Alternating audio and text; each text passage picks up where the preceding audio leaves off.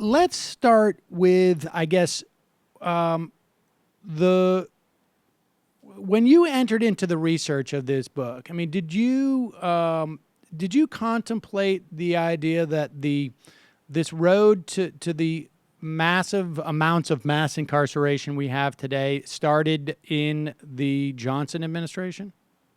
No, I did not. I actually thought the conventional wisdom at the time was that, mass incarceration was kind of the product of policies that were enacted during the Reagan administration. I began this research in the early 2000s, and there were a few scholars who kind of pointed to some of Nixon's policies.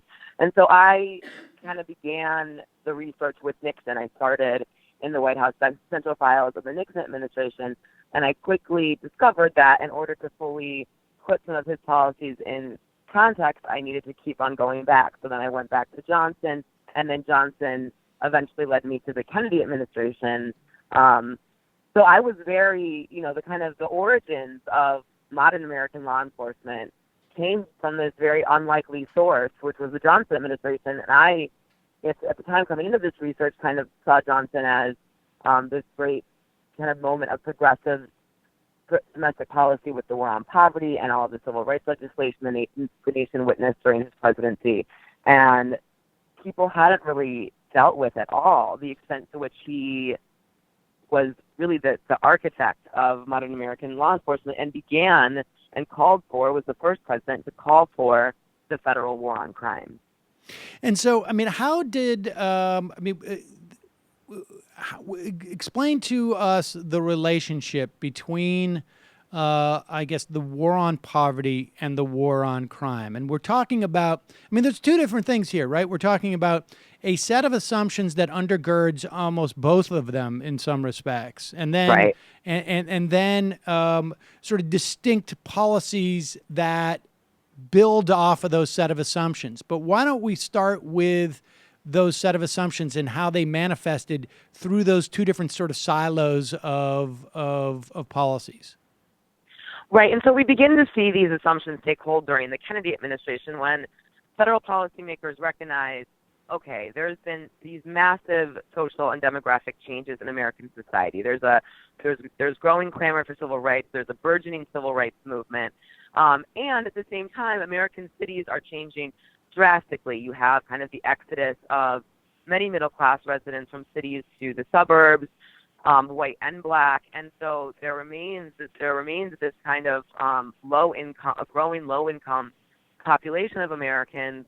Cities like Cleveland and Detroit were coming into, or edging a black, at least about half a black population, or at least a third African American. D.C. had come into a black majority, and policymakers said, okay, we've got to address some of these inequalities that are going on in cities to prevent what they in social sciences called the social dynamite, which was kind of shorthand for how they described black youth living in low-income urban communities between the ages of 15 and 24.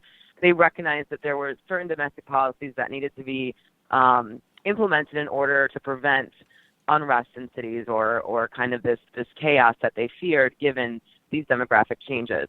And they began to understand the kind of root causes of black poverty. And this is very much, informed by social science research from people like Daniel Patrick Moynihan, who was very influential both in the Kennedy and Johnson administrations, that black pathology and not unemployment, failing housing, failing public schools was the root cause of poverty. So living in a single-parent household, a kind of culture of poverty, as Moynihan argued, that had been transmitted from one generation to the next. And so the idea was that this pathological black poverty could be addressed with kind of training programs, with various war on poverty interventions like homemaking programs for single-parent mothers, et cetera, that these could be addressed with these training programs, but that in the meantime, the kind of threat of crime, the threat of unrest needed to somehow be managed with new policing programs and new roles for police officers in urban centers. And then as the 60s went on and the social dynamite did indeed explode, first really during the summer of '64 in Harlem and Philadelphia and Rochester, and then, of course, '65, '66, '67, and then '68. The Johnson administration increasingly entangles many of its war on poverty programs with community action programs, with police programs, and gives police officers and law enforcement authorities kind of greater roles in the social programs that it implemented in cities via the war on poverty. Okay, so we have this sort of this broad-based of assumption that poverty is a function of culture, and we can reacculturate, I guess, a people, but we need to do so in such a way that they have it basically like the equivalent of like a safe learning environment.